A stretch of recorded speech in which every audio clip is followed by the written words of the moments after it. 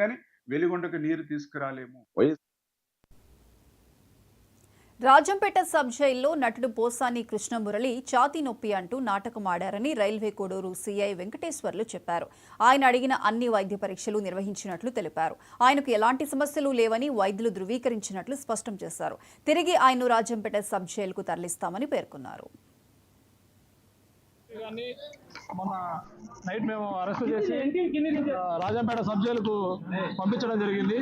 ఆ sub jail ఈ రోజు మార్నింగ్ అతను కొంత ఏదో అస్వస్థగా ఉంది, కొంచెం కడుపులో అట్లా పెయిన్ గా ఉంది అని చెప్తే దానికి సంబంధించి అతన్ని రాజంపేట ప్రభుత్వ ఆసుపత్రిలో చేర్చి అక్కడి నుంచి ఇక్కడికి కడప రిమ్స్ హాస్పిటల్ నందు వైద్య పరీక్షలన్నీ కూడా నిర్వహించడం జరిగింది. ఈ వైద్య పరీక్షల్లో అతనికి ఎటువంటి ఆరోగ్య సమస్యలు లేవని, అతనికి కేవలం ఒక నాటకం ఆడి ఈ విధంగా చేశాడని చెప్పేసి కూడా తెలిసింది. కాబట్టి అతనికి ఎటువంటి ఆరోగ్య సమస్యలు లేవు, పూర్తి ఫిట్ గా ఉన్నాడు ఆరోగ్యంగా.